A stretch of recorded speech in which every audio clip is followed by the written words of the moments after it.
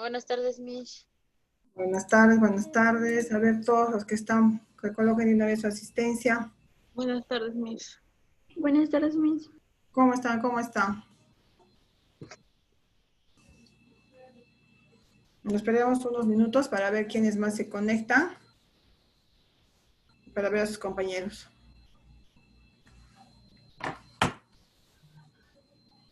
Me han enviado todos ya su presentación de su carpeta de trabajo. Sí, Miss. Estaban con, entonces lo vamos a revisar. Lo vamos a...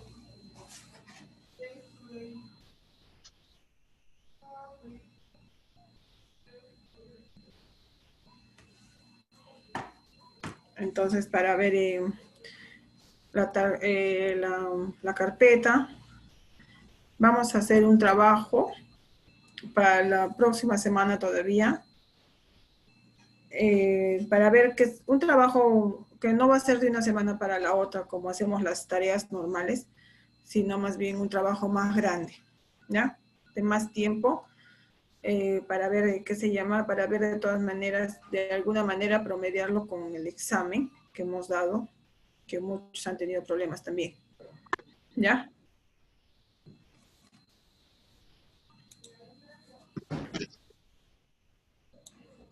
Ya, Miss. Entonces, no veo sus pantallas, están con sus pantallas apagadas.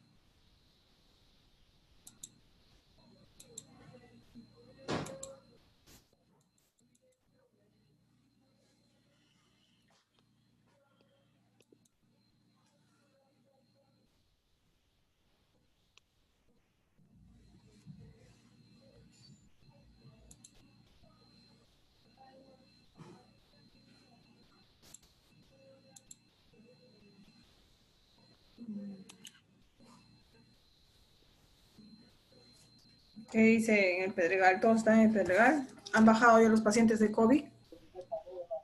Creo que ya no hay, ¿no?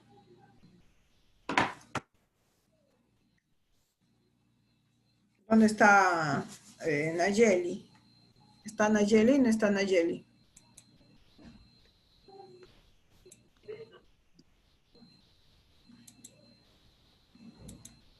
Miss, buenas tardes. Buenas tardes. Miss, creo que ha subido otra tarea. Bueno, para subir la carpeta de trabajo, pero con menos nota, ¿no?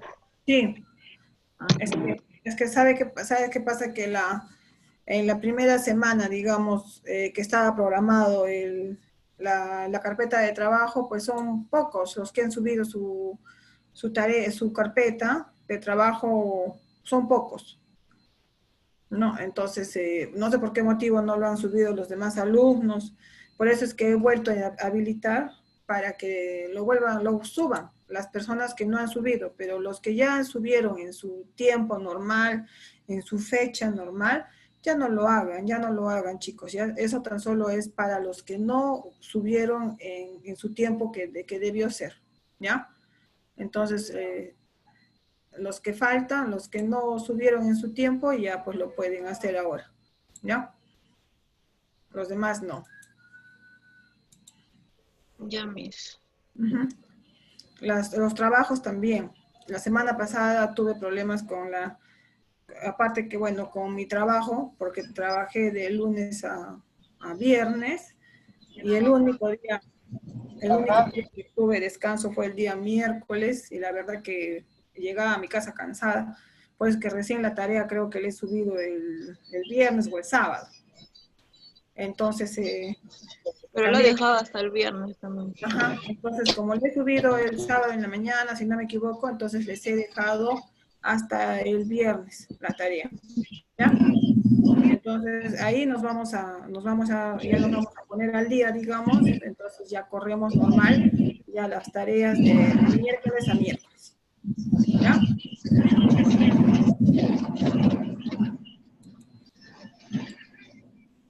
Bueno, vamos a empezar.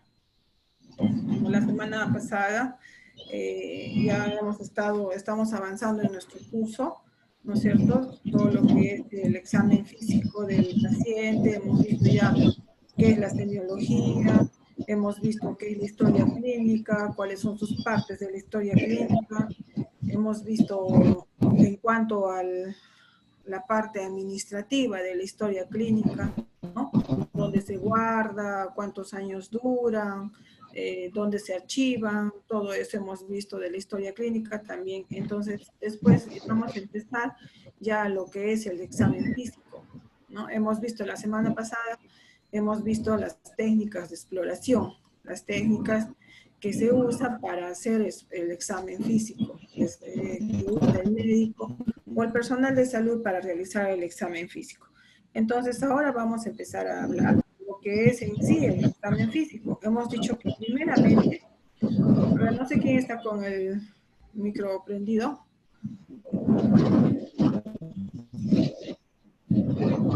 Entonces, hemos dicho que el examen físico empieza desde prácticamente desde que el paciente ingresa al consultorio, ¿cierto? Entonces, hemos dicho que apenas nosotros lo vemos al paciente, lo saludamos, ¿no? Nosotros ya nos vamos haciendo una idea del paciente, cómo entra, cómo camina, cómo habla, cómo se sienta, cómo nos conversa. Entonces, ya nosotros vamos a tener una impresión del paciente apenas nosotros lo vemos, ¿no? Entonces, para después hacer un examen físico céfalo-caudal, ¿no? Partes por partes, primero la cabeza, ¿no? Después el tórax, entonces eso vamos a hacer más adelante. Lo de esta tarde, nuestro tema de esta tarde es justamente el examen físico general, ¿no? Algo general, una visión general del paciente, ¿ya? Entonces, un ratito, por favor, un ratito, me olvidé.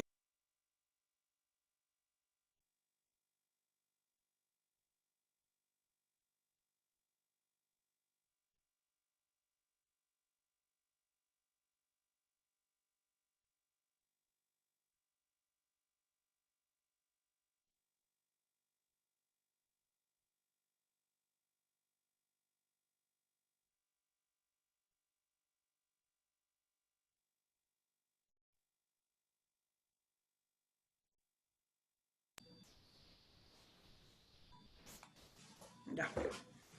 Entonces, vamos a empezar.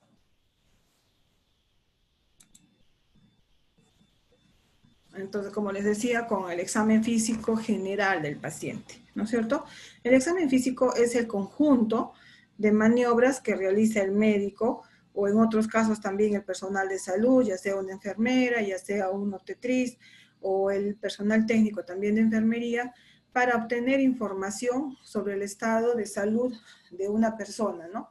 Luego de haber hecho una anamnesis. Ustedes saben que la anamnesis es el interrogatorio, la conversación que tenemos con el paciente donde vamos a recolectar todos los datos que nos van a servir nosotros para tener un diagnóstico, ¿no? Entonces el examen físico va a ser las maniobras, va a ser prácticamente la práctica, vamos a confirmar lo que el paciente nos ha referido en la anamnesis. Entonces ese es el examen físico.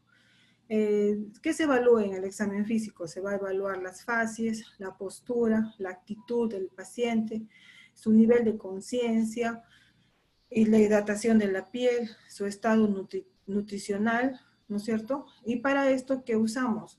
Ya las técnicas que hemos dicho, la inspección, la palpación, la auscultación y la percusión, ¿ya? Entonces, aquí, por ejemplo, el examen físico general, se va a ver lo que es la posición y decúbito, como hemos dicho, la marcha y la deambulación, las facies y por ejemplo, la expresión del paciente, ¿no? ¿Qué expresión tiene su cara? Su conciencia y el estado psíquico del paciente, la constitución y su estado nutritivo, la piel y sus anexos, el sistema linfático y las funciones vitales, ¿no? Como el pulso, la respiración, temperatura, presión arterial. ¿Se acuerdan cuando estábamos haciendo la historia clínica? Dijimos que para hacer el examen físico teníamos que tener las funciones vitales, ¿no? Teníamos que partir de las funciones vitales, ¿ya? Entonces,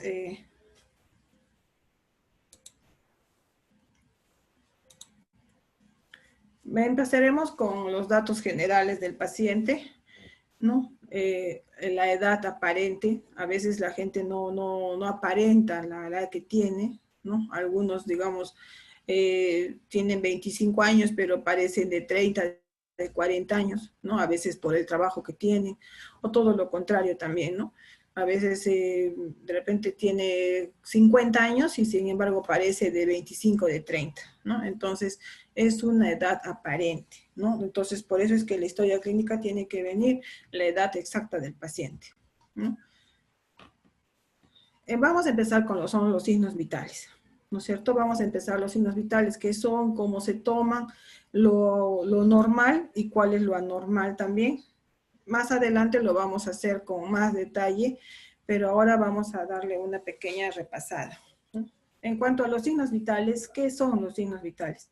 Los signos vitales son los indicadores que nos van a reflejar el estado fisiológico de los órganos principales de nuestro organismo, ¿no? ¿Cuáles son los órganos vitales o principales? Es el cerebro, el corazón, los pulmones.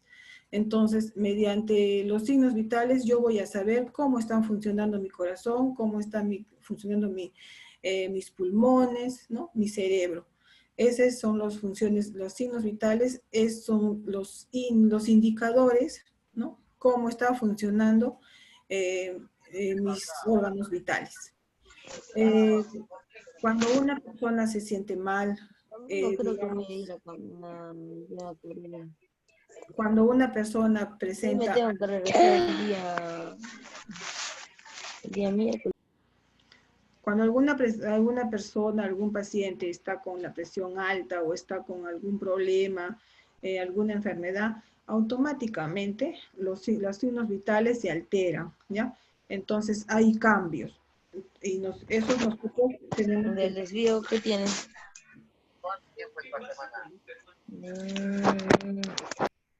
¿Ya? Entonces, nosotros tenemos que tener los signos vitales nos van a indicar eso, ¿no? El buen funcionamiento o el buen estado fisiológico de nuestros órganos principales o vitales. Cuando hay una descompensación, hay alguna alteración de estos signos vitales, es que al momento vamos a notarlo en la evaluación de estos signos vitales.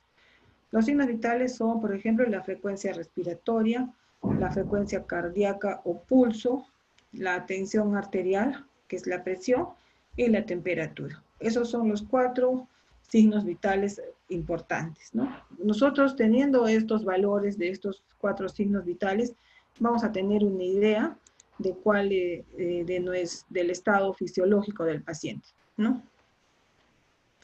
En cuanto a la frecuencia respiratoria, por ejemplo, es la cantidad de respiraciones que se van a realizar en un lapso de 1 minuto, ¿no? De 1 minuto tiempo, con reloj, ¿no? Entonces, las respiraciones se dan tiene 2 movimientos, el de inspiración, cuando se expande el tórax, y de expiración, cuando se retrae el tórax, ¿no? Entonces, inspiración es cuando nosotros introducimos el aire, inspiración, y la expiración es cuando se elimina el CO2, ¿no? Entonces, esa es la frecuencia respiratoria. En 1 minuto, ¿cuántas respiraciones tenemos? Una respiración consta de esos 2 movimientos, una inspiración y una expiración. Entonces, una respiración tiene 2 movimientos. Y nosotros vamos a contar en 1 minuto cuántas veces hacemos estos movimientos de expiración y de inspiración. ¿Por qué se puede modificar la respiración? La frecuencia respiratoria puede modificarse de repente por una actividad física que estemos realizando, ¿no? Si la persona está, digamos, haciendo ejercicios, lógicamente que la frecuencia respiratoria se va a aumentar, ¿no? Por el ejercicio respiratorio que hacemos. El sexo también, ¿no? Dice que en la mujer la respiración es más rápida que en el hombre, ¿no? La mujer respira más rápido, más veces que el hombre. Y en la edad, a medida que en la edad de igual manera, por ejemplo, que en más edad, la frecuencia respiratoria tiende a disminuir. Los abuelitos, las personas mayores, de adultos mayores, tienen menor respiración que una persona adulta, ¿no? Igual un niño tiene más respiraciones que un adulto mayor. Entonces, en cuanto a la edad, los abuelitos tienen menor respiraciones que los adultos. Los valores normales, según la edad del paciente, la frecuencia respiratoria, por ejemplo, en recién nacidos, es alrededor de 40 a 60 respiraciones por minuto en un recién nacido. En niños varía entre 25 a 30 respiraciones por minuto. En preadolescentes, de 20 a 30 respiraciones por minuto. En los adolescentes, de 18 a 26. ¿Mm? En los adultos, de 12 a 20, aunque todavía 12 es muy bajo, por lo general es 14, 16 hasta 22 en los adultos. Y en los adultos que realizan ejercicio, de 35 a 45 respiraciones por minuto, ¿no? Entonces, los valores son diferentes según la edad, ¿no? En el recién nacido es más que en el adulto y que en un adulto mayor, ¿no? En cuanto a las respiraciones, hablamos también de una respiración torácica y de una respiración abdominal. ¿Cuándo es torácica? ¿No? La respiración es torácica cuando se manifiesta en el movimiento de la respiración en el tórax, ¿no? Lo que es el pecho, digamos, ¿no es cierto? El pecho. Esa es la respiración torácica, porque nosotros vamos a ver que el tórax se va a elevar y se va a descender, ¿no? Se va a elevar y va a descender. ¿Qué es lo que nosotros hacemos? Por lo general, la mayoría tenemos respiraciones torácicas, ¿no? Porque es el tórax, porque acá están los pulmones, es donde se va a elevar y se va a disminuir. Y las respiraciones abdominales, esto es cuando se va a elevar la parte del abdomen, ¿no? La parte abdominal, debajo de lo que es el músculo del diafragma. Entonces, se va a observar que esa elevación que produce la respiración, no se va a realizar en el tórax, sino se va a realizar en el abdomen, ¿no? Más abajo del diafragma. Entonces, hay enfermedades que producen este tipo de respiración, ¿no? No es normal. Una respiración abdominal no es normal. Entonces, hay algunas enfermedades que va a producir este tipo de respiración.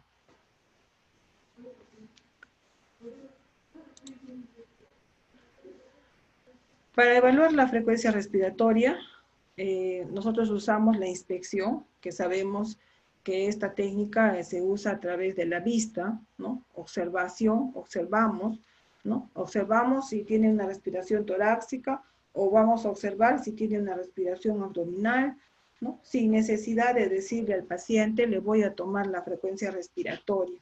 Porque si nosotros le avisamos al paciente que le vamos a tomar la frecuencia respiratoria, ¿no? Le decimos, ahí nomás no se mueva, porque le estoy tomando la frecuencia respiratoria, entonces el paciente inconscientemente a veces empieza a respirar más rápido, ¿no? Más rápido, ¿no? Porque ya le dijimos, ¿no? Psicológicamente el paciente ya se vuelve ansioso, se perturba, y entonces ya altera su respiración, ¿no? Entonces nos va a dar un valor falso. Entonces, por ejemplo, no se le avisa al paciente que se le está observando cómo respira. Entonces, se le puede estar examinando otras partes del cuerpo, de repente el cuello, de repente el brazo, ¿no? Y a la vez estamos nosotros observando si tienen una respiración torácica o una respiración abdominal, ¿no? Entonces, por ejemplo, lo más usado para controlar la frecuencia respiratoria es por la observación, ¿no? Y la palpación. Entonces, por ejemplo, a nosotros nunca o si no, se le pone la mano en el pecho, ¿no? Se le pone la mano en el pecho, de repente, pues, como que auscultándole al paciente, ¿no? Con el estetoscopio, pero yo estoy sintiendo con mi mano, estoy sintiendo si el tórax se eleva o se decrece, ¿no? Si se inspira o expira. Entonces, con mi mano, la palpación me va a servir para evaluar la frecuencia cardíaca del paciente, la frecuencia respiratoria, ¿ya? Entonces, la frecuencia respiratoria de un adulto va de 14 a 20, 22 respiraciones por minuto. Ese es lo normal. Nosotros, ustedes, yo, si nos tomamos la frecuencia respiratoria, vamos a tener 18, 20, hasta 22. ¿Ya?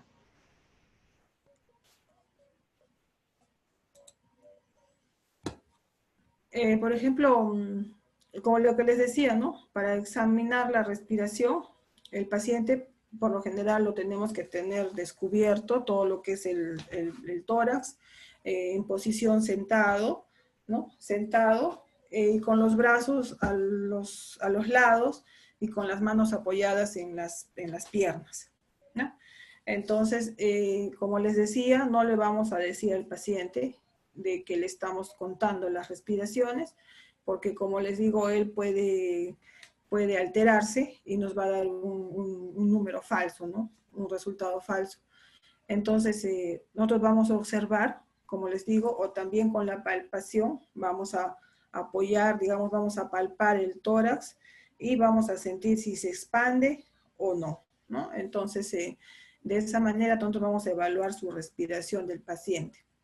O si no, también para darnos cuenta, podemos decirle al paciente que eleve su brazo derecho y que se coloque con la mano en la nuca, ¿no? Entonces, de tal manera que va a quedar la parte lateral del tórax va a quedar al descubierto. Entonces, nosotros podemos ayudarnos ahí, aprovechar para que también podamos evaluar su forma de respiración. Las alteraciones en cuanto a la respiración, ¿no? Cuando una respiración ya deja de ser normal, ¿qué podemos encontrar? Por ejemplo, dice la eupnea, que es una respiración normal, es algo en los valores normales, ¿no? Cuando se da esos movimientos de inspiración y de expiración, normal. La bradipnea son respiraciones lentas, ¿no? Es cuando estos movimientos de inspiración y expiración son lentos, ¿no? Entonces inspiras un rato y expiras, ¿no? Después de un rato, otra vez expiras, entonces son bradipnea, es cuando se demora, ¿no? Cuando son lentas las respiraciones. Y la taquipnea es todo lo contrario, es cuando las respiraciones son más rápidas, ¿no? O polipnea también, ¿no? Entonces ya no, la respiración no es normal, sino que,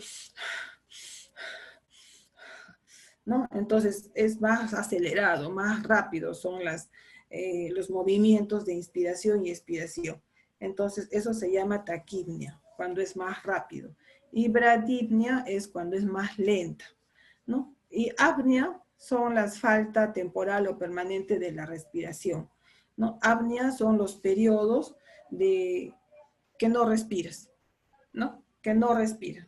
Entonces, a veces hay pacientes, según su estado de gravedad, pueden hacer periodos de apnea, ¿no? Entonces, están unos minutos sin respirar y después empiezan a respirar normal, ¿no? Entonces, a veces son en pacientes, por ejemplo, por ejemplo, graves, pacientes que están en coma, ¿no? Pacientes que están, por ejemplo, con ACV, ¿no? Pacientes que tengan problemas en el cerebro, ¿no? Un ratito, disculpen chicos, por favor, un ratito, tengo un problema en mi casa. Denme, por favor, 2 minutitos, por favor, me voy a retirar un ratito.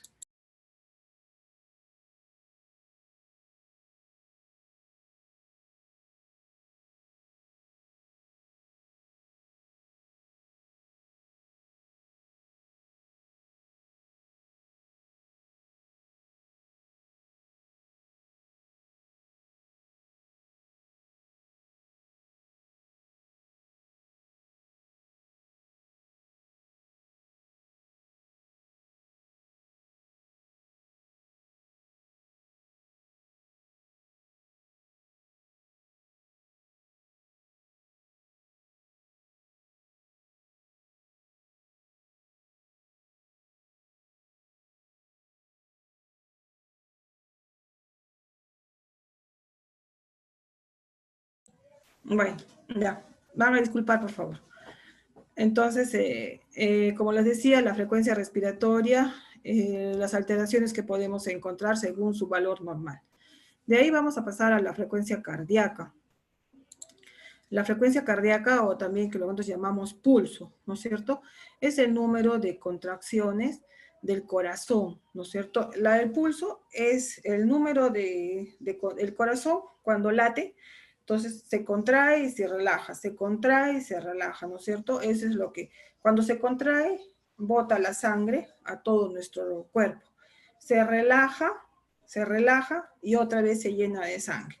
Otra vez se contrae y otra vez bota la sangre, ¿no es cierto? Entonces, todo el día y noche, nuestro corazón está en este movimiento, ¿no? De contraerse y relajarse, contraerse y relajarse.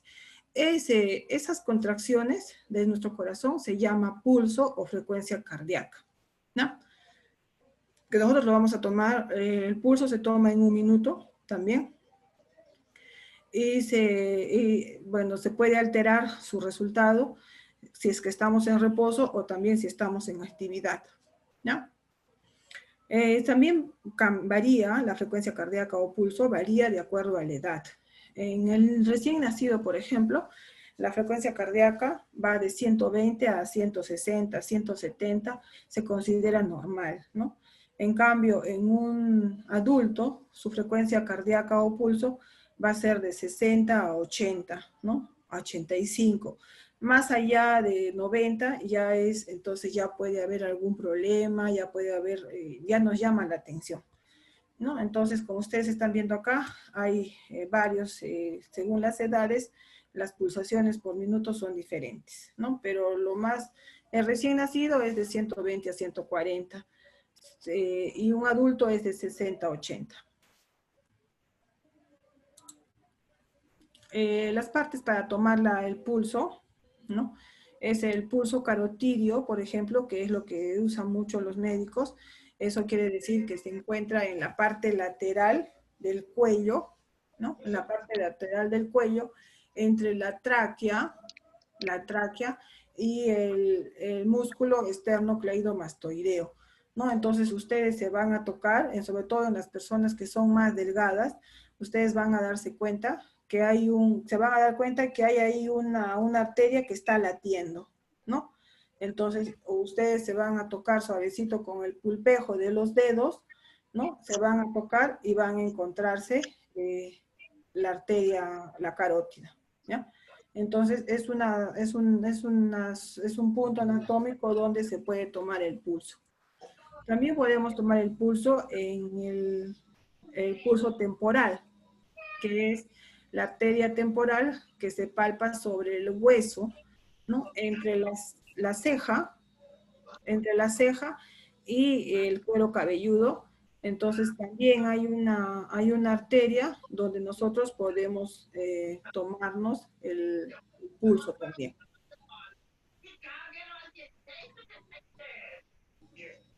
Y el pulso radial, que es el más conocido, que es el que usamos casi todos los médicos en los hospitales donde nosotros asistimos, es el que se realiza en la muñeca, ¿no? Y se palpa realizando la presión sobre la arteria radial. Con el pulpejo de los dedos, del índice y del medio, se palpa, se hace una suave presión sobre esta arteria radial, y se va a sentir, ¿no? El latido de la arteria, ¿no? Que es el más usado. En otras zonas también se puede tomar el pulso. Por ejemplo, tenemos el pulso femoral, que se palpa bajo el pliegue inguinal, ¿no? En la pierna, en el muslo, en la parte superior, justo en la ingle. Entonces, ahí también tenemos la arteria femoral, que es una arteria muy grande, muy gruesa. Entonces, acá también vamos a palpar el pulso femoral.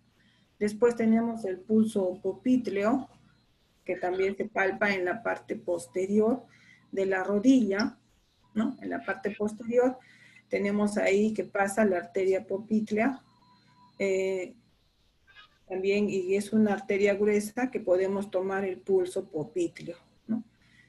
Tenemos también el pulso tibial posterior, que es el que se toma, por ejemplo, en el pie, ¿no? En la parte interna del tobillo. Entonces ahí podemos encontrar el pulso tibial posterior. Y el pulso pedio, que es el que se encuentra en el empeine del pie, prácticamente, ¿no? Este es en la parte dorsal del pie. Por ahí pasa la arteria dorsal y podemos tomarnos también ahí el pulso pedio, ¿no? En el empeine del pie. En cuanto a la frecuencia cardíaca, ¿qué alteraciones podemos encontrar cuando nosotros tomamos el pulso? Ya sabemos los valores normales, entonces, ¿qué alteraciones podemos encontrar? Por ejemplo, la taquicardia sinusal, eso es la frecuencia cardíaca que no sobrepasa los 160 latidos por minuto. Entonces, pues sabemos que lo normal es de 60 a 80, ¿no? En un adulto. En este caso, una taquicardia es más, ¿no? Más rápido de lo normal y puede llegar hasta 160 latidos por minuto. Esa es una taquicardia sinusal. Una taquicardia paroxística es lo que pasa, está por encima de los 160 latidos por minuto, ¿ya? Esta sí va a producir un dolor precordial, o sea, en el lado del corazón, va a producir angustia y va a producir también palpitaciones, ¿no? Entonces vamos a sentir como que el corazón nos está palpitando y se siente, ¿no? Uno se toca el pecho y se siente que el músculo está como palpita, ¿no? Entonces, eso es una taquicardia paroxística, cuando ya los latidos pasan de más de 120, 160 por minuto y se acompaña del dolor precordial, angustia y palpitaciones. Entonces, esas son las taquicardias, ¿no? Y las bradicardias son lo contrario, ¿no? Las pulsaciones son bajas, menos de lo normal. En este caso, por ejemplo, son entre 40 y 60 latidos por minuto, ¿no? Lo normal es de 60 a 80, entonces la bradicardia va a ser entre 40 y 60, ¿no? Ahí también tenemos, por ejemplo, bradicardias que son por bloqueo auriculoventricular, que se presentan más que todo en problemas ya del corazón, ¿no? Con pacientes que tengan problemas cardíacos.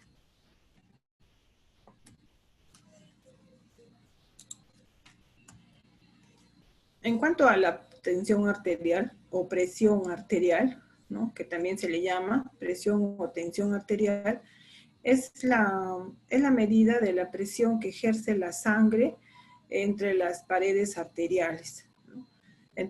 Entonces, por ejemplo, cuando el paso de la sangre por las arterias va a producir un movimiento, ¿no? Con la fuerza que pasa la sangre por las arterias, va a producir unas ondas, va a producir un movimiento. Entonces, esta fuerza, esa presión que produce la sangre al pasar por las arterias, va a producir lo que es la presión arterial o tensión arterial. En este caso de la tensión arterial, tenemos que valorar, tenemos dos indicadores, ¿no? La presión sistólica, que es la presión de la sangre debida a la contracción, es decir, de los ventrículos, ¿no? Entonces, como yo les decía, el corazón tiene dos movimientos, cuando se contrae y cuando se relaja. Cuando se contrae los ventrículos, entonces esa es una presión sistólica, ¿ya? O presión máxima. Y cuando ya los ventrículos se relajan, el corazón se relaja, ya es la presión mínima, ¿no? Entonces, la presión arterial se compone de dos valores, de la presión sistólica o la máxima y la presión diastólica o la mínima. La presión sistólica, ¿cuándo se produce? Se produce cuando se contraen los ventrículos. Y la presión diastólica o mínima se va a producir cuando ya los ventrículos se relajan, ¿no? Vamos a ver cuáles son los valores normales de la tensión arterial. Para tomar la presión, usamos un esfingomanómetro, o si no, que le llamamos tensiómetro, ¿ya? Entonces, este es un sistema que consta de un brazalete, ¿no?, que va ajustado al brazo, donde se ejerce presión, ¿no? Mediante una bombilla nosotros introducimos aire, ¿no? Y va a presionar el brazo o la parte donde queremos, o la extremidad donde vamos a tomar la presión. Y mediante este reloj vamos a medir dónde aparece la presión máxima y dónde aparece la presión mínima, ¿ya? De preferencia tenemos que tomar la presión al paciente sentado, relajado, ¿no? No después de haber caminado, no después de haber realizado ejercicios, ¿no? Mucho menos con ropa, por ejemplo, no con chompa, ni con ropa, ni casaca. Entonces, tenemos que tomar la presión en el brazo que esté totalmente descubierto, ¿no? Sin ropa, sin nada que le apriete o pueda modificar los valores de la presión, ¿ya? Para medir la presión arterial, por ejemplo, este es un tensiómetro, ¿no? Entonces vamos a colocar el manguito alrededor del brazo desnudo, entre el hombro y el codo, ¿no? Entonces, a 2 centímetros por encima del pliegue. Entonces, vamos a colocar el brazalete del tensiómetro entre el hombro y el codo, ¿no? Y el codo. Entonces, vamos nosotros a colocar a 2 dedos del pliegue del codo. Entonces, en esa parte del brazo vamos a colocar nosotros el brazalete, ¿ya? Posteriormente vamos a colocar la campana del estetoscopio, la campanita. Vamos a colocar la campana del tensiómetro por debajo del brazalete, ¿no? En la flexura del codo, ¿no? Entonces, en la flexura del codo, entonces nosotros vamos a colocar nuestro brazalete y más abajito vamos a colocar nuestra campana del estetoscopio, ¿ya? Luego de ello, vamos a bombear la pera, ¿no? Esta pera que es de Hebe, vamos a bombear para que empiece a subir el aire, ¿no? Empieza a subir el aire, ¿ya? Posteriormente, una vez que ya esté digamos, el mercurio ya esté en 140, 150, entonces vamos a desinflar, ¿no? Vamos a desinflar esta perita. Ahí tiene como una llavecita que se desentornilla, digamos, y vamos a desinflar lentamente, ¿no? Lentamente vamos a ir desinflando y vamos a ver que el mercurio también va a ir bajando, ¿no? Va a ir bajando. Entonces, nosotros escuchamos, ¿no? Tenemos que evitar que haya ruidos a nuestros costados, todo, ¿no? Entonces vamos a escuchar dónde aparece el primer sonido. Entonces, cuando nosotros escuchemos el primer sonido, ese va a ser nuestra presión máxima o sistólica, ¿ya? Entonces, como ustedes están viendo en el reloj, este es un tensiómetro de mercurio que tiene una barra con números a los costados, ¿no? Y esto del medio es el mercurio que va a medir. Pero también puede haber tensiómetros en forma de reloj que tienen una aguja, ¿no? Una aguja que va de 0 a 10, 20, 30, 100, 140, 200, ¿no? Es una aguja. Y cuando vamos a seguir, una vez que escuchemos el primer ruido, vamos a seguir desinflando despacito, ¿no? Hasta que ya no escuchemos ni un número, ni un ruido.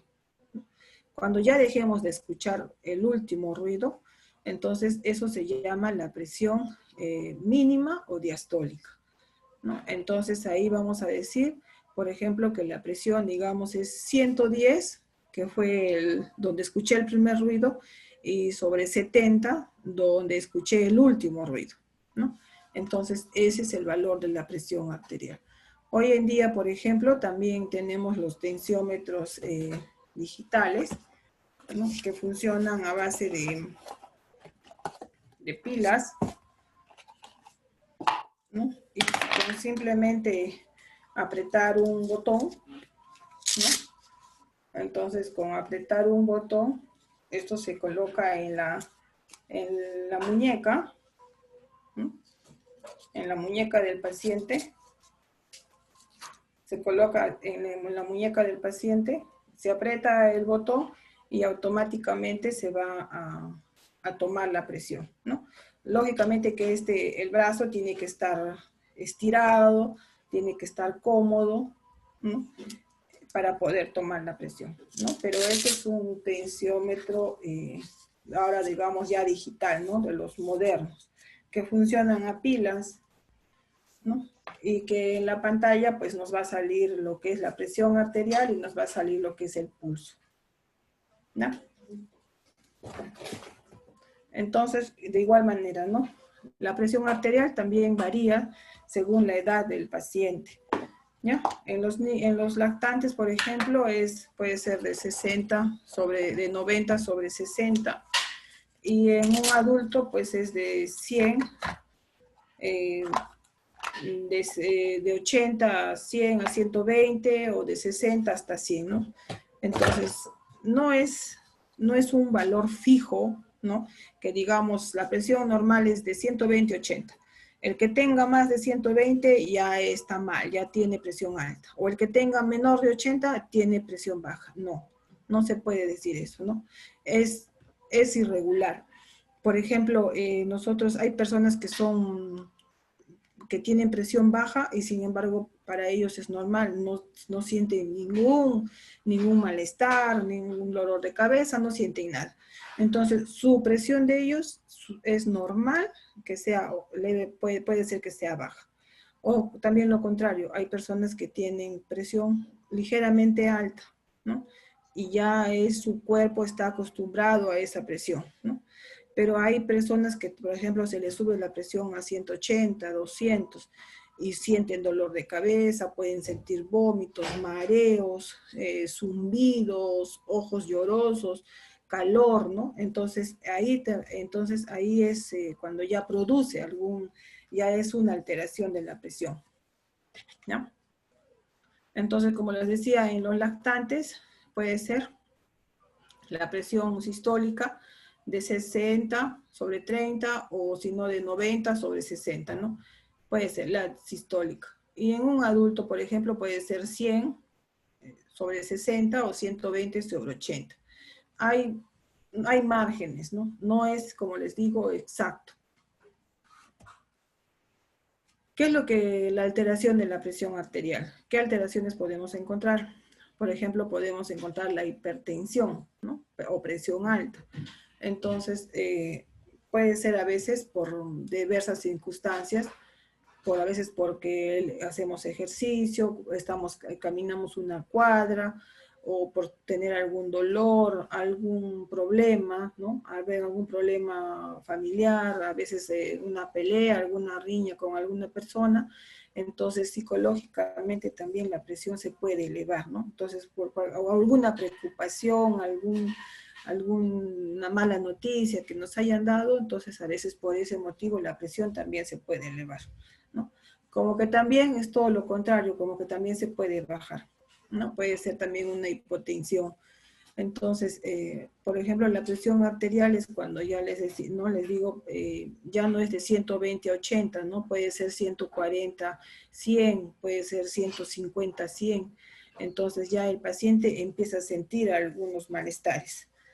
Y en cuanto a la hipotensión arterial, también, ¿no? Es cuando la presión es baja de 90, baja de 80, ¿no? La presión, por ejemplo, puede ser 80 sobre 60, 80 sobre 40, ¿no? Entonces es baja. Entonces el paciente ya puede ser un shock hipovolémico, puede morir el paciente, ¿no? Entonces, a veces el paciente refiere mareo, se desmaya, ¿no? Lipotimia, se cae, se desmaya porque la presión se le bajó. En cuanto a la temperatura, que es el otro signo vital importante, la temperatura es el equilibrio en la producción del calor del cuerpo y la pérdida, ¿no? Entonces, la temperatura corporal es un equilibrio, ¿no? Es un equilibrio que hay en la temperatura de nuestro cuerpo y la pérdida de ese calor. Entonces, el órgano que regula la temperatura en nuestro cuerpo es el hipotálamo, que se encuentra ubicado en el cerebro, ¿ya? Entonces, cuando la temperatura sobrepasa el nivel normal, hay vasodilatación, hay hiperventilación y sudoración, ¿no es cierto? Que donde se pierde, hay pérdida de calor mediante las glándulas sudoríparas, ¿no es cierto? Las glándulas sudoríparas eliminamos calor, ¿no? Calor, sudor por nuestra piel. En cambio, cuando la temperatura baja, la temperatura es baja, entonces bajo el nivel, ¿qué es lo que pasa, no? Se activan otros mecanismos donde se aumenta el metabolismo y se contrae, ¿no? Y ocurren unas contracciones en la piel espasmódicas que viene a ser lo que son los escalofríos, ¿no? Que nosotros sentimos escalofríos cuando tenemos frío, cuando es mayo, junio, por ejemplo, y en la noche presentamos frío, ¿no? Entonces ya es que la presión, la temperatura, el grado de calor de nuestro cuerpo ha bajado, ¿no? Es bajo y nuestro cuerpo reacciona, ¿no? Reacciona de qué manera aumenta el metabolismo, ¿no? Quiere compensar esa pérdida de calor y produce unas contracciones que es los escalofríos, ¿no? Que nosotros a veces si nos levantamos de madrugada sentimos frío, pues, ¿no? Sentimos que estamos ahí tiritando de frío. También, ¿no? La temperatura también varía según las edades de recién nacido y de un adulto, ¿no? Lo normal se considera lo mínimo 36 grados centígrados y lo máximo 37,5 grados centígrados. 38, 37,5 ya es una febrícula, ¿no? Ya es algo como que quiere ya ser una fiebre, ¿no? Febrícula, se llama febrícula, 37,5, 37,6. 38 ya es fiebre, ¿ya? Entonces, y también la temperatura varía, ¿no? De acuerdo a la edad. Por ejemplo, los niños o los ancianos también son temperatura baja, a diferencia de un adulto o de un joven, ¿no? Que está en actividad, ¿no? Todo eso. También tiene que ver el ejercicio, ¿no? Si se realiza un ejercicio, si estamos corriendo, si estamos, digamos, realizando un ejercicio en ese momento, nuestra temperatura también se va a elevar. Así también como las hormonas, por ejemplo, en el caso de las mujeres, ¿no? Cuando se agregan las hormonas también se eleva la temperatura. El estrés también estimula el sistema nervioso y aumenta la producción de calor.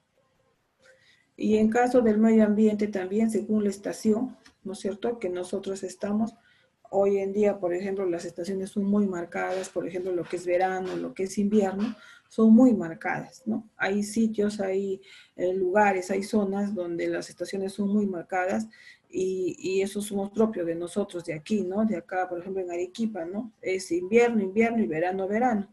Entonces, en este caso, por ejemplo, también, cuando estamos en enero, febrero, el calor es insoportable, ¿no? Entonces también la temperatura también se va a elevar. ¿Dónde podemos tomar la temperatura?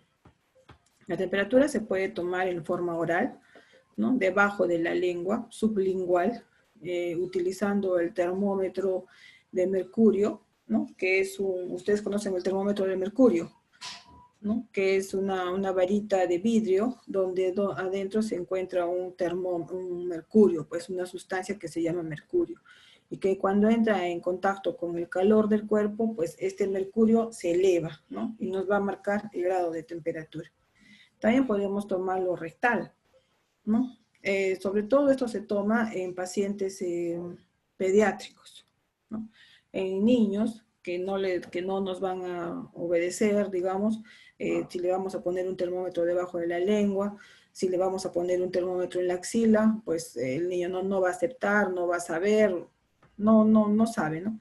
Entonces, en estos casos, el termómetro rectal se coloca para los niños, los bebés, ¿no? Que esa temperatura es real, es la más real, porque es una que está en contacto con la mucosa, ¿ya? La temperatura axilar es cuando colocamos el termómetro de mercurio en la axila, ¿no? En la axila de la persona, por ejemplo, esperamos de unos 4 o 5 minutos y lo retiramos recién, ¿no? Entonces, de ese resultado que marque este termómetro, podemos aumentarle medio punto más para que sea más exacta la temperatura, ¿no? Porque la temperatura axilar no va a ser la misma que la temperatura oral, ni que la rectal. Entonces, la axilar le aumentamos 0.5 más, a lo que nosotros leemos en el termómetro le aumentamos 0.5 y esperamos 5 minutos para que marque la axila. En el oído también hay termómetros especiales para tomar la temperatura del oído, ¿no? Que va a ir directamente al tímpano y nos va a dar una temperatura real, ¿no? Central, la más real, digamos, del cuerpo, ya que se encuentra lo más cerca al hipotálamo, ¿no? Que es el centro regulador de la temperatura en nuestro cerebro, ¿no? En el oído. Y en la sien o en la frente, que es los termómetros que ya estamos usando hoy en día, que ustedes habrán visto que se utiliza en todos los centros comerciales, de repente en los terminales, ¿no? Que nos toman la temperatura donde queremos entrar, ¿no? Y que son los digitales también, ¿no es cierto? Que son los digitales que vamos a apretar, simplemente funcionan con pilas y también, ¿no? Y en la pantallita nos va a dar un valor de la temperatura, ¿no? Simplemente se funciona apretando, ¿no? Como una pistola y podemos tomar en la muñeca y ya me va a dar ahí mi temperatura, ¿no? Cuando esté, por ejemplo, con temperatura alta, la pantalla se pondrá roja, ¿no? Y yo sé que estoy con temperatura. Entonces, eso es lo último, ¿no?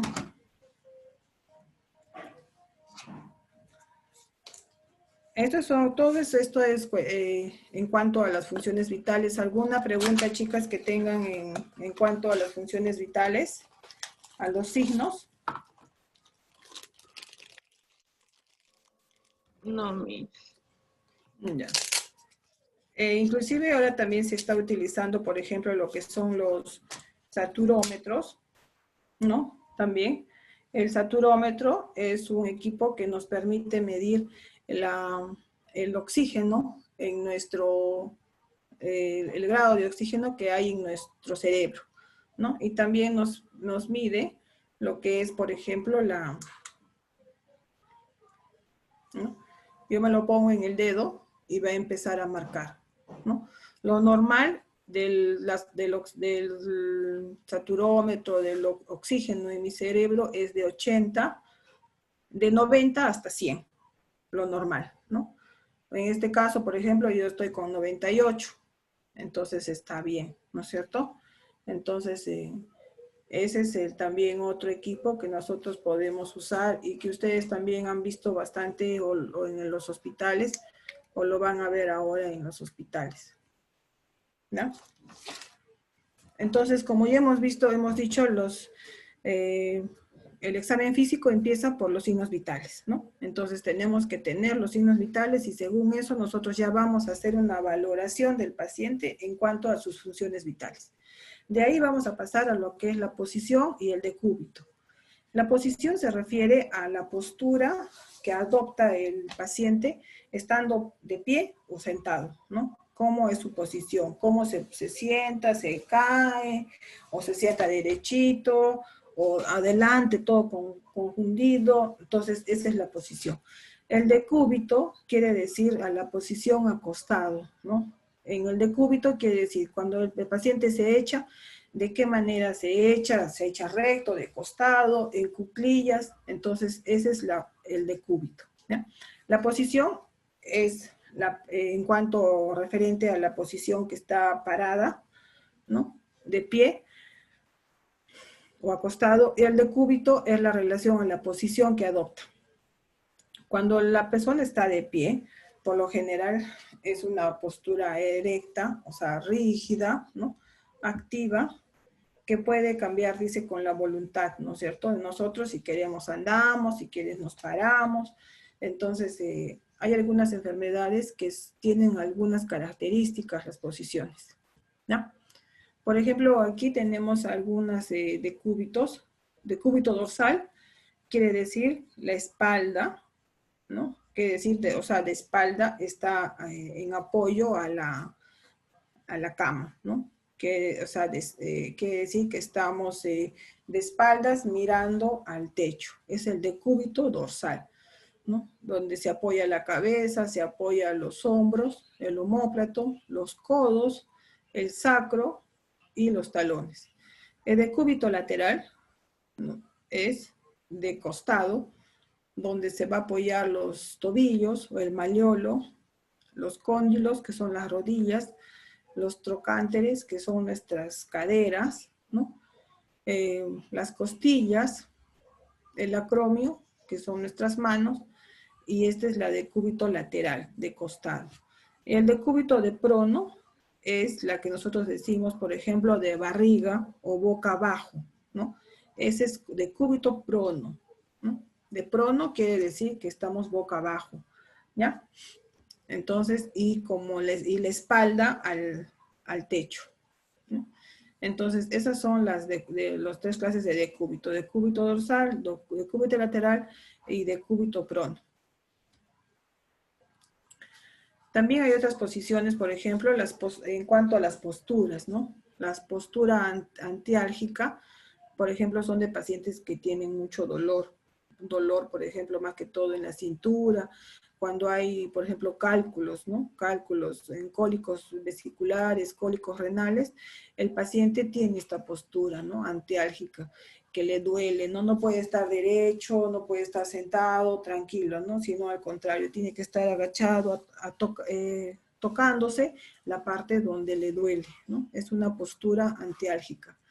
La postura de Fowler, que se utiliza para pacientes, por ejemplo, que tienen problemas respiratorios, ¿no? Que para que les facilite la expansión de los pulmones, se pone en posición de Fowler, casi sentados, ¿no? Semi-sentados.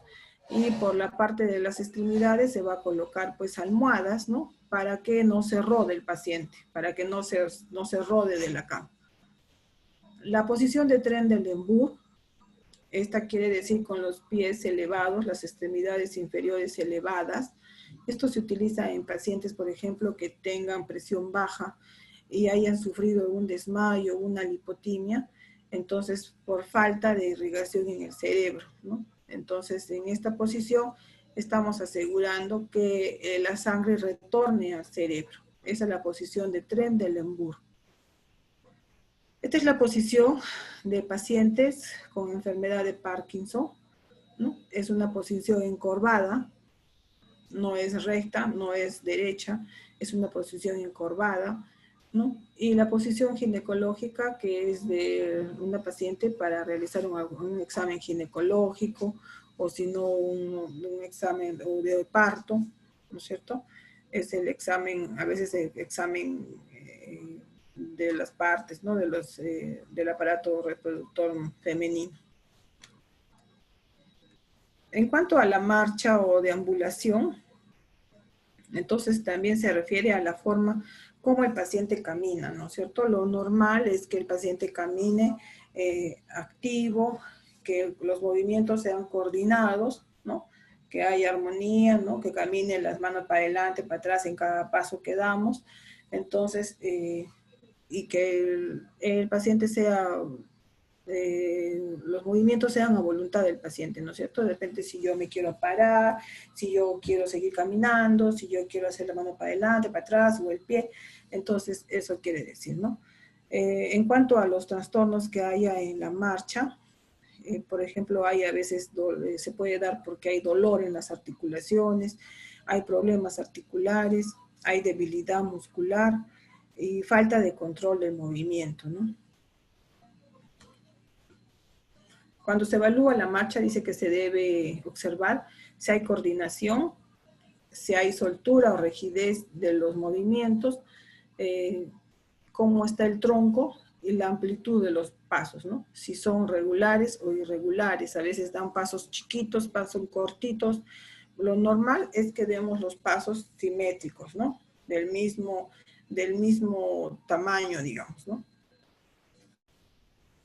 En los tipos de marcha, por ejemplo, tenemos la marcha táxica o tabética, que se caracteriza porque es inestable, ¿no? Esta es la marcha tabética, la A, por ejemplo, que no, el paciente no está, digamos, activo, ¿no? Sino es que se quiere caer, las manos, los pies, no tiene coordinación, ¿no? Esa es una marcha tabética. En la marcha cerebelosa, por ejemplo, es un deambular vacilante, ¿no? Entonces, el paciente camina, pero así como, o sea, como que deambula, ¿no? No tiene mucha seguridad en su marcha, en su caminar. Eso se debe más que todo a los problemas, por ejemplo, a pacientes que tengan secuelas de ACV, ¿no? A veces de ACV o de una, ¿qué se llama? Un aneurisma, ¿no? Entonces, pacientes que hayan tenido ese tipo de enfermedades, les queda esa secuela, ¿no? A veces que no mueven un lado del cuerpo, o si no tienen una caminada, una marcha ya más lenta. La marcha de pacientes con polineuritis, que son los pacientes que tienen enfermedades de los nervios, más que todo inflamación de los nervios, que es una marcha equina, ¿no? Como de, digamos, como una marcha de caballo, ¿no? Como el caballo cuando camina levanta los pies, ¿no? Las pezuñas, digamos, las patas, ¿no? El caballo camina así, ¿no? Entonces, igualito. Entonces, el paciente también tiene ese problema. Cuando camina, levanta el pie, ¿no? No puede flexionar el pie para caminar adelante, ¿no? Entonces, no puede realizar esa flexión, ¿no? En la marcha espática, que es en tijeras, es cuando, por ejemplo, las piernas, la parte de los muslos, la parte de las rodillas para arriba, están juntas, ¿no? Y tan solo las piernas son las que caminan, ¿no? Entonces es como que las partes de arriba, los muslos, están juntos, ¿no? Y tan solo las partes de abajo son las que dan los pasos, son pasos cortitos, ¿no? Por eso se dice que son marchas como de tijera, ¿no? La marcha de hemipléjico, entonces de un paciente hemipléjico, quiere decir, por ejemplo, cuando un paciente tiene la mitad del cuerpo paralizado y y no puede mover, ¿no? No puede mover, pues, ni el brazo ni la pierna del lado que esté afectado, ¿no? O si no, para caminar, hace un círculo, jala la pierna, como que jala la pierna y da el paso, ¿no? Y hace un círculo para dar ese paso. Y la marcha de un paciente parkinsoniano es pues justamente cuando el paciente está con Parkinson y tiene los movimientos, ¿no? ¿Alguna pregunta hasta acá, chicos?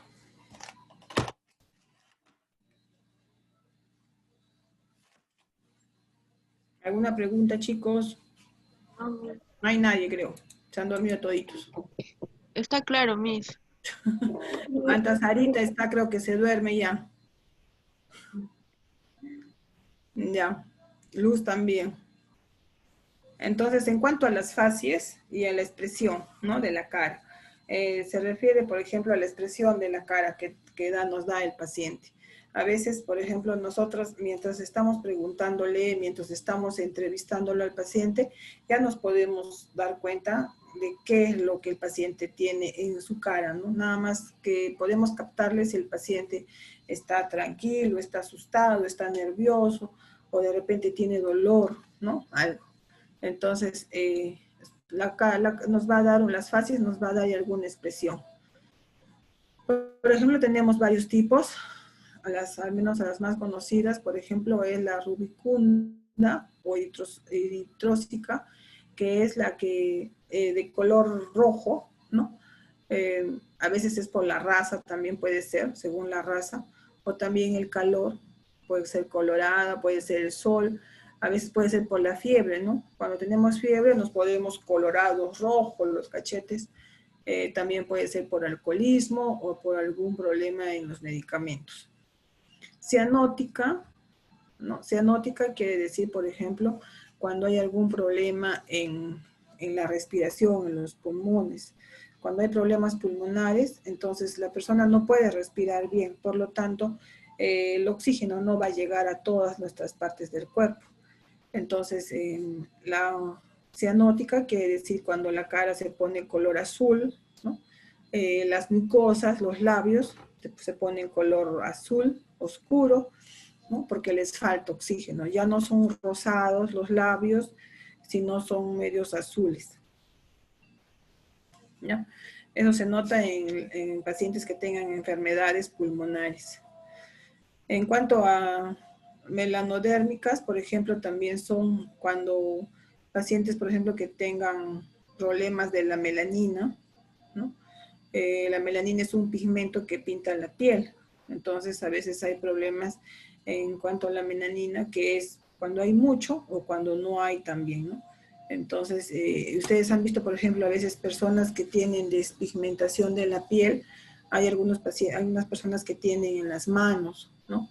Que tienen unas partes blancas, ¿no? A diferente de su color normal, o en la cara también, ¿no? En la cara también tienen algunas manchas blancas, ¿no? Esos son problemas en cuanto a la melanina, al pigmento de la melanina, ¿no? Se llama vitíligo eso también. También tenemos una facies, puede ser pálida, ¿no? O también puede ser amarillenta, ictericia, ¿no? Que haya problemas, por ejemplo, con el hígado, o también puede ser, si es pálido, puede ser anémica, ¿no? Entonces, histérica, por ejemplo, cuando es amarilla, le digo, y cuando es, por ejemplo, problemas de hígado, ¿no? En cuanto también a la facies, podemos ver nosotros la expresión y la configuración, ¿no? Tenemos que evaluar, por ejemplo, ambos lados de la cara, ¿ya? Ambos lados, porque a veces se cuenta parálisis facial, ¿no? Por ejemplo, un lado de la ceja es más caído que el otro, un ojo es más caído, la comisura de los labios también, ¿no? Por ejemplo, en la frente ya no tiene esas líneas de expresión de la frente, no hay. Entonces, quiere decir, a veces con pacientes cuando vienen por parálisis de la cara, entonces presentan esta expresión, ¿no? Entonces hay que evaluar bien, ¿no? Hay que evaluar ambos lados comparando un lado con el otro, si están asimétricos los ojos, ¿no? Si están los labios, la comisura, están al mismo nivel de los ambos lados, o si no, de repente puede ser alguna asimetría, ¿no? Puede haber algún problema. De igual manera también, por ejemplo, cuando hay parálisis, se afecta también lo que es el párpado y el globo ocular, ¿no? Entonces, a veces, cuando queremos cerrar los ojos, el lado que está afectado no cierra, ¿no? No logra cerrar, se queda de repente la parte blanca, todavía podemos verla, ¿no? Entonces, eso también es un problema en parálisis. Una facies dolorosa, por ejemplo, tenemos que es cuando el paciente presenta mucho dolor, el paciente lo vemos con una cara bien desencajados, una mirada vaga, ¿no?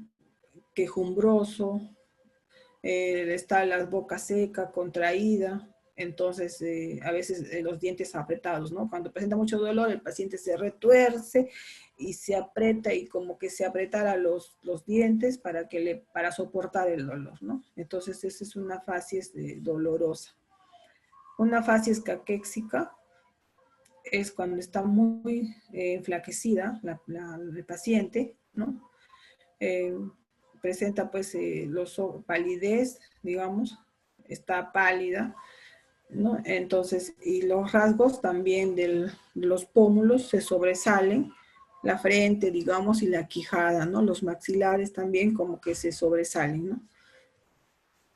Y la facies hipocrática, que es cuando también hay una lividez de la cara, la nariz está afilada y las mejillas están hundidas y los ojos hundidos, ¿no? Entonces, esos son diferentes tipos de facies que podemos, nosotros nada más con verlo, podemos verlo, ¿no? Si tiene una facies anémica o una facies dolorosa o caquéxica. Entonces, hay otras muchas más, pero esas son las más importantes y principales, ¿ya? En cuanto al estado nutritivo y a la contextura de la persona, ¿no es cierto? Nada más nosotros cuando vemos al paciente ya podemos ver de qué constitución es el paciente, ¿no? Unos somos gordos, otros somos delgados, o nosotros somos bajos, otros somos más altos, o de repente también hay personas que son bien proporcionadas, ¿no? Que tienen su cuerpo bien definido, bien proporcionado. Entonces, para ver esto, la constitución, hay tres tipos de formas de cuerpo, ¿ya? Hay de tres tipos de forma de cuerpo. El primero es el mesomorfo o atlético, ¿no? Que es la persona que todo tiene armónico, su espalda, su cintura, sus piernas, su porte, todo es armónico, ¿ya? El ectomorfo, ese que es la persona alta pero delgada, y el endomorfo o pícnica es la persona que es de talla corta y sobre todo que es sobrepeso, ¿ya? Entonces, hay unas tablas también, tanto para la mujer como para el hombre, que según la talla se tiene que tener el peso ideal, ¿no? De igual manera también hoy en día se está utilizando bastante el índice de masa corporal, ¿no? Inclusive hoy en adelante hay muchas empresas donde te toman el índice de masa corporal. Este es un índice, digamos, para ver si estás en tu peso correcto o no. Tiene una fórmula que es muy simple de sacar, que todos nos podemos sacar. El índice de masa corporal es igual al peso, a nuestro peso, ¿no? Sobre nuestra talla elevada al cuadrado. Entonces, por ejemplo, si yo mido 1,50 m, entonces 1,50 m por 1,50 m me va a salir 3, ¿no? Entonces, el peso, mi peso lo voy a dividir entre 3 o entre la altura que hay, entre la talla elevada al cuadrado. Entonces, ahí me va a salir un valor que en esta tablita yo me puedo considerar. Si es menos de 20, soy delgado. Si es de 20 a 25, soy normal. Si es de 25 a 28, estoy en sobrepeso. Si es más de 28, estoy obeso. Y si es menos de 40, estoy en obeso mórbido. O sea, ya es un obeso muy, muy gordo, ¿no? Entonces, ustedes saben que cuando uno está con sobrepeso o es obeso, podemos sufrir de muchas enfermedades, por ejemplo, diabetes, presión arterial alta, ¿no? Nos puede dar un infarto, entonces nos puede dar muchas enfermedades, ¿no? La artritis, ¿no? Por el peso que tenemos. Entonces, hoy en día se está haciendo bastante hincapié, digamos, en lo que es promoción de la salud sobre el índice de masa corporal, ¿no? Lo que no, que la mayoría de las personas estamos en sobrepeso, obesos y obesos mórbidos. Entonces, toda la población está a riesgo de contraer cualquier enfermedad, ¿no?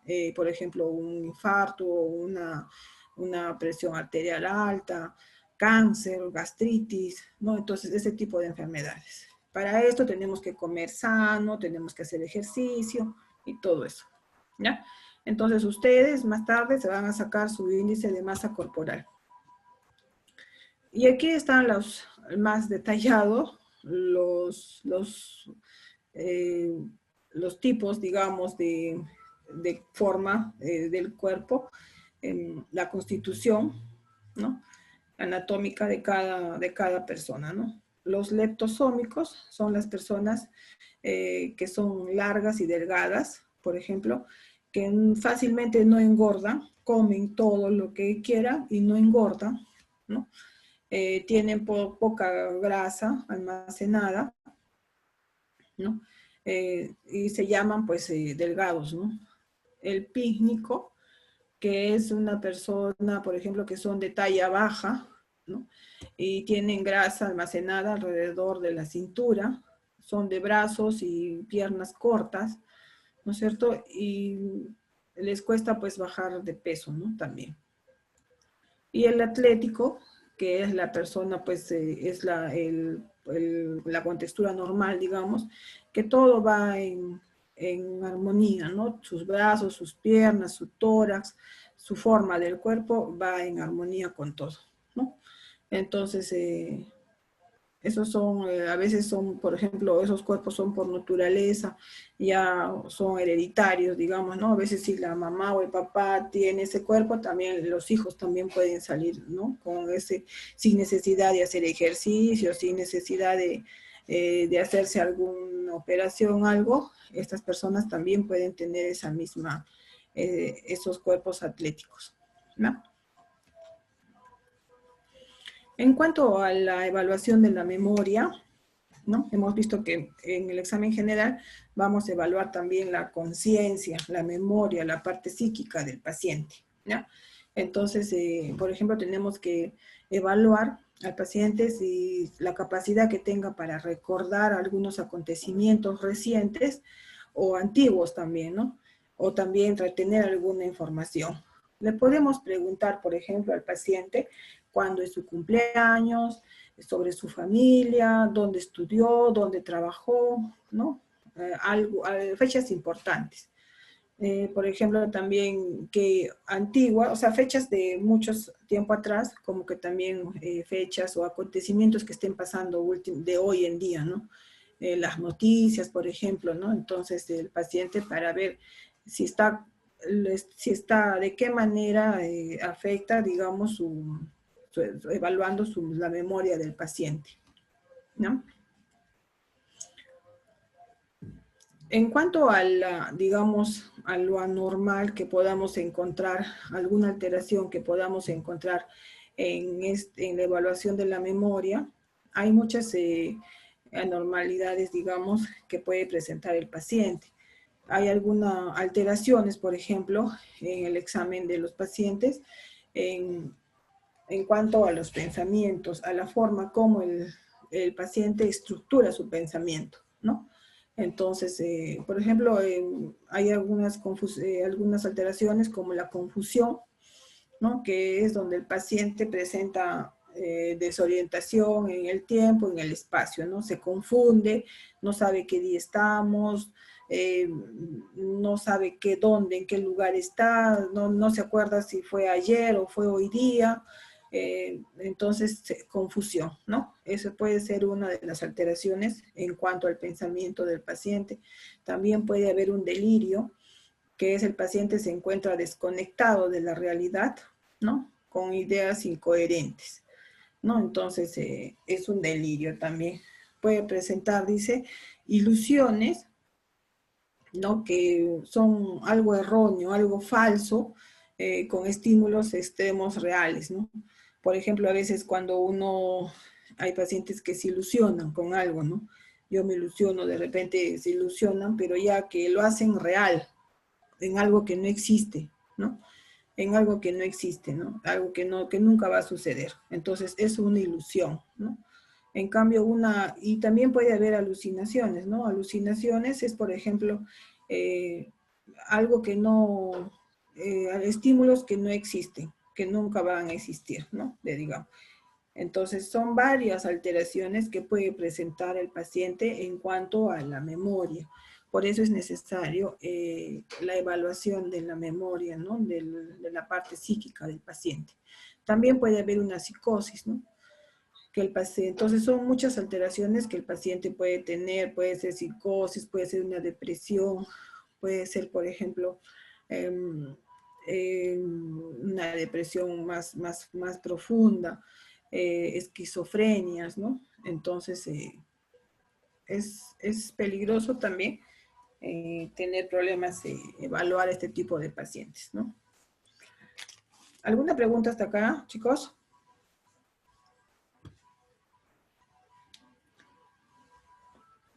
¿Alguna pregunta, chicos? Bueno.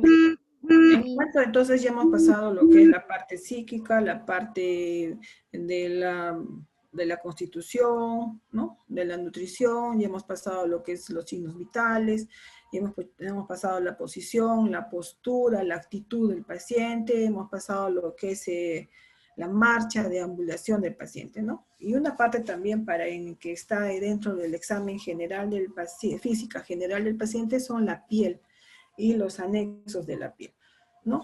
En este caso, por ejemplo, la piel es el órgano del tacto más grande que tenemos porque la piel nos envuelve todo nuestro cuerpo, ¿no? Entonces, hay que ver de qué color es, la humedad y la untuosidad, el turgor, la elasticidad, temperatura, si hay alguna lesión primaria, secundaria, y los anexos de la piel que viene a ser lo que es el pelo, ¿no? El pelo, si tiene brillo, no tiene brillo, si es pálido, seco, ¿no?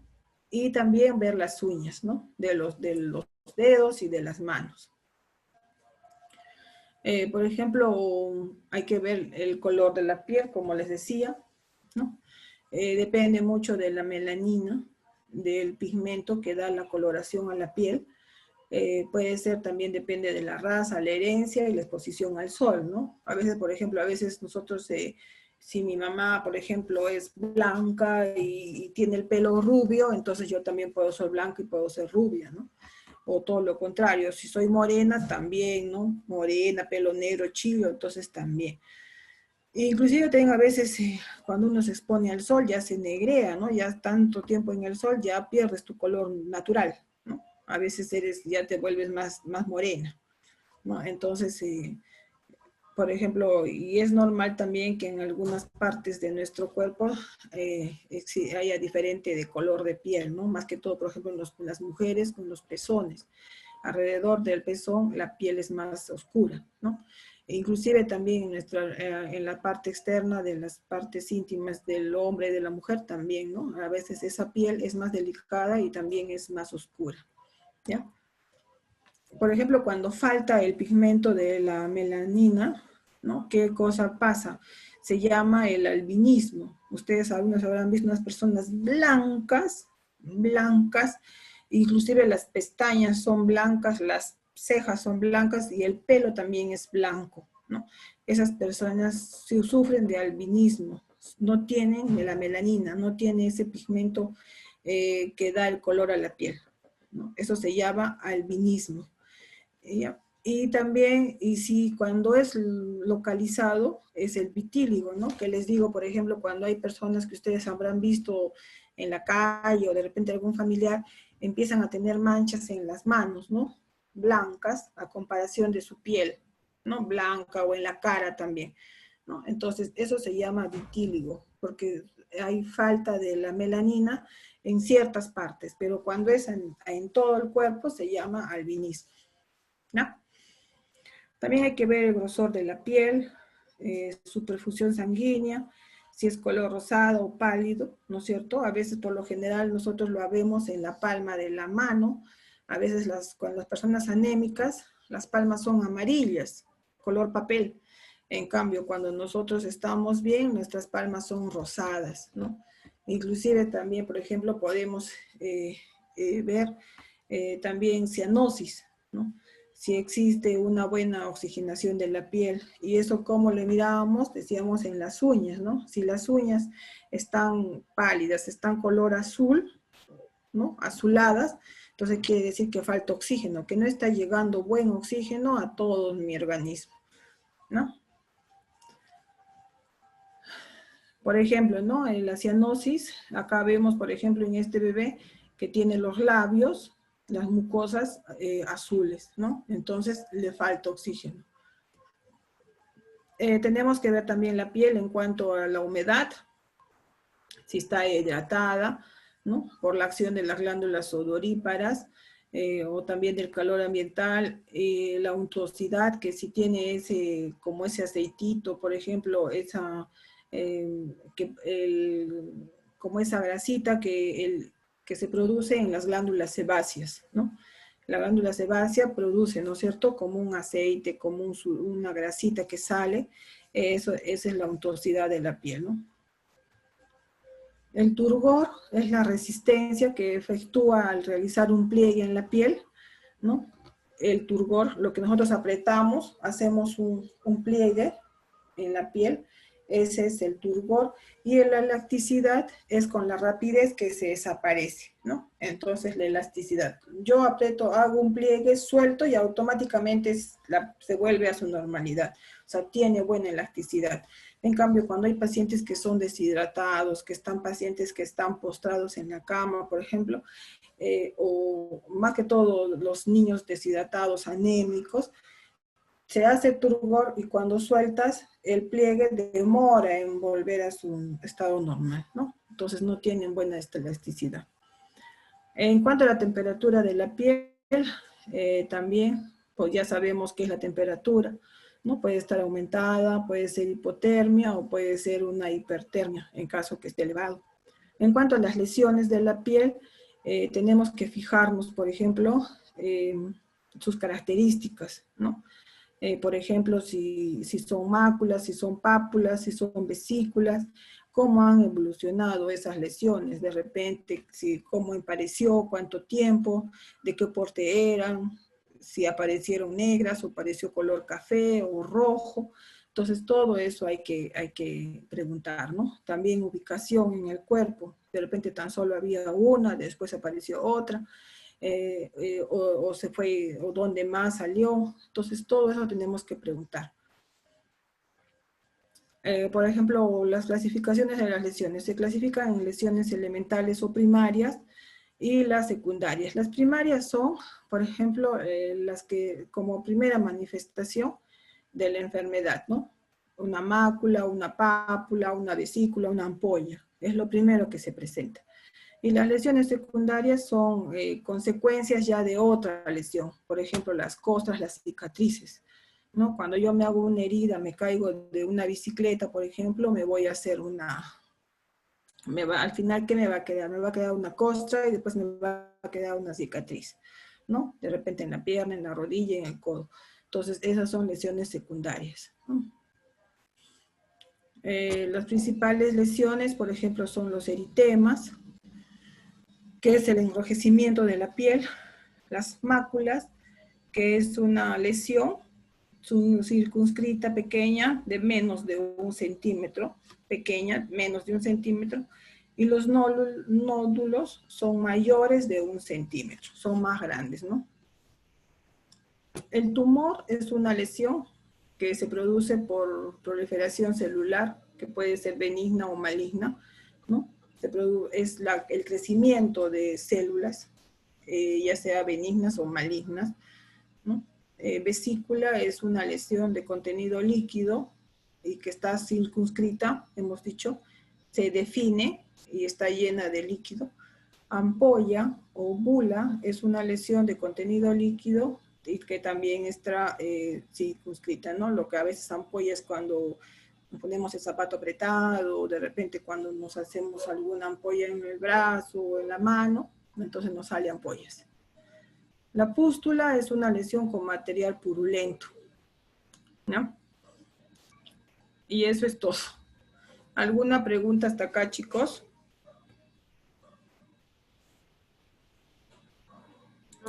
Miss, ¿qué se hace cuando un paciente tiene cianosis peribucal? Lo que tienes que hacer cuando un paciente está con cianosis es darle oxígeno inmediatamente, ¿no?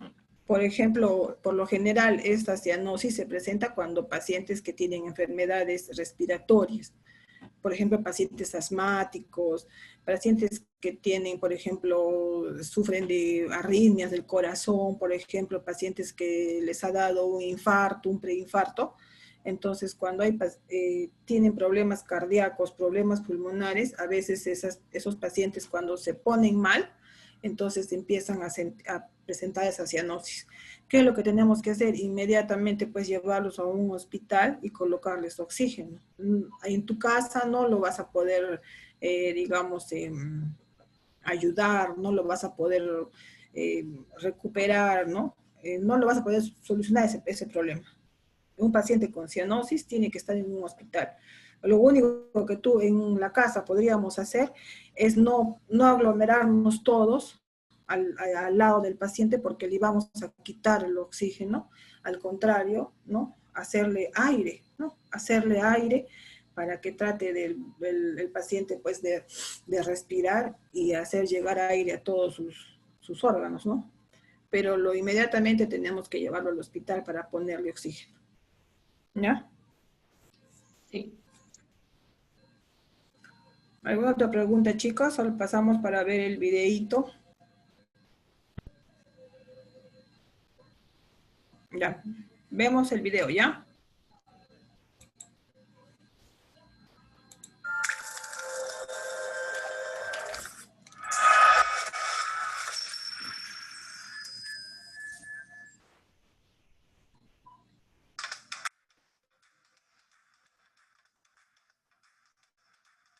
Hola, mi nombre es Javier Orellana y en este video aprenderás a realizar y sistematizar el examen físico general, exceptuando la parte de signos vitales que será revisada en el video correspondiente. El examen físico es el acto realizado por el profesional de la salud utilizando solo sus sentidos o elementos sencillos como el fonendoscopio y que nos permite orientar a la causa del malestar de nuestro paciente. A grandes rasgos lo dividimos en un examen físico general y segmentario. En este video ahondaremos sobre el examen físico general, que se compone de posición, actitud, marcha, fascia, estado de conciencia, constitución y estado nutricional, piel, fanerios y linfonodos, pulsos arterial y venoso, presión arterial, respiración y temperatura.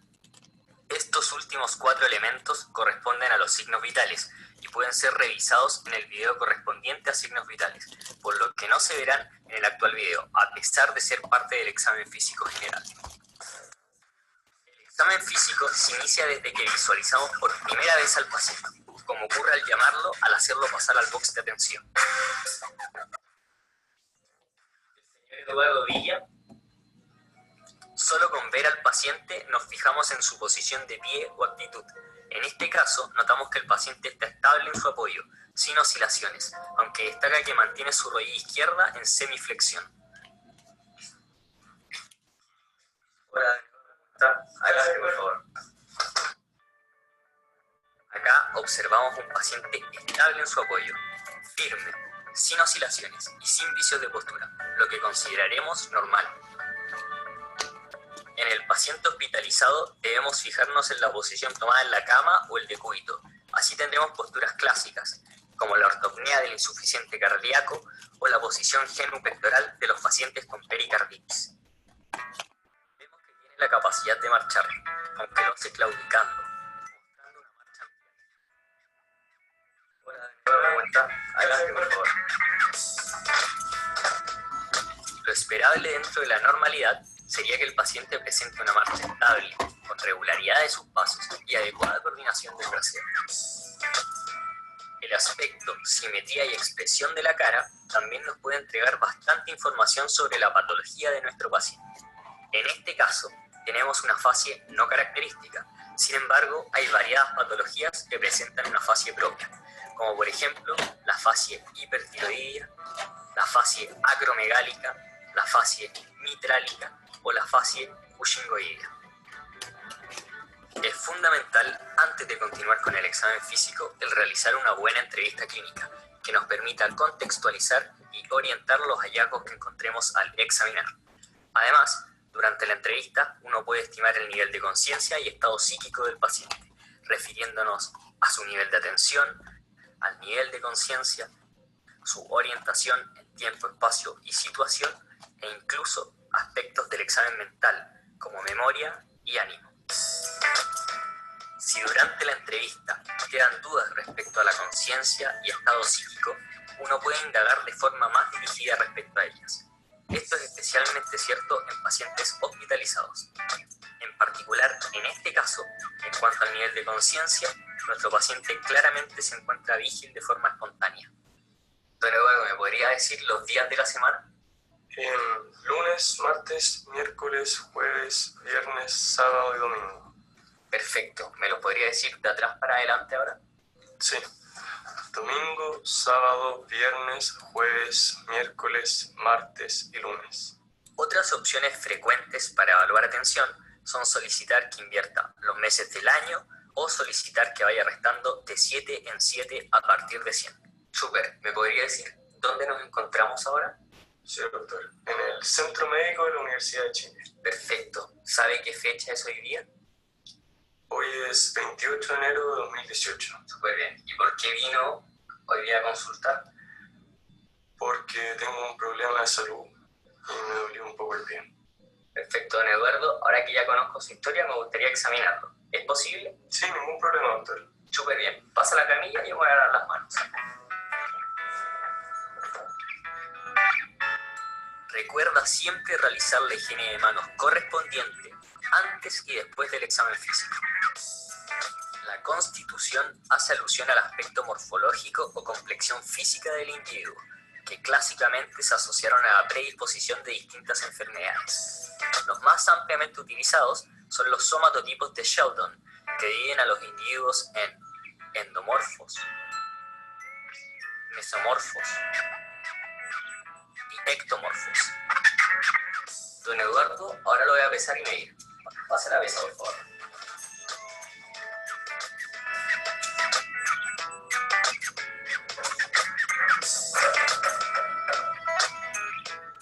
Lo va a medir ahora, don Eduardo. Mire para la pared, por favor.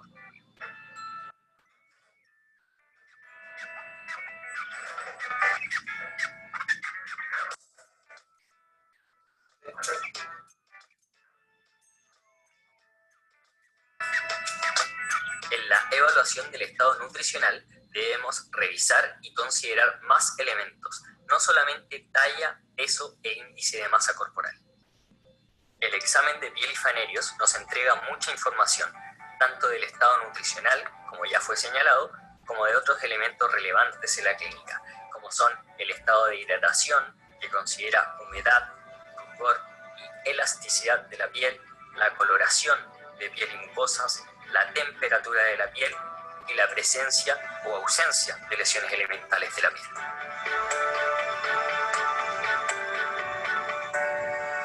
Otro segmento fundamental y que no debemos olvidar es el análisis de las uñas de nuestro paciente, ya que también son una fuente rica de información, desde déficits nutricionales, en los que se altera la forma de la uña, a alteraciones en la perfusión capilar, donde vemos que se lentece el llene capilar, o alteraciones en la oxigenación, en que cambia la coloración de nuestras uñas.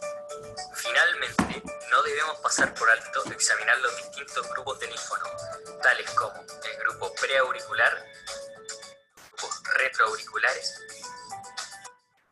grupos submaxilares, submentonianos, yugulares anterior y yugulares posterior, supraclaviculares, axilares, epitelocleares e inguinales. Al examinar los linfonodos, debemos ser capaces de precisar morfología, tamaño, consistencia, movilidad, sensibilidad y la presencia o ausencia de cambios cutáneos en relación a las cadenas linfonodales. Bueno, don Eduardo, muchas gracias, ha sido de mucha utilidad poder examinarlo. Vístase para que podamos conversar sobre su diagnóstico y su plan terapéutico. Gracias, doctor. Bueno, chicas, espero que les haya agradado el video y se haya quedado más clara la clase de hoy, ¿ya? Entonces, en la noche, por favor, revisen la tarea o vamos a cerrar mañana por la mañana. ¿Alguna pregunta hasta acá, chicos?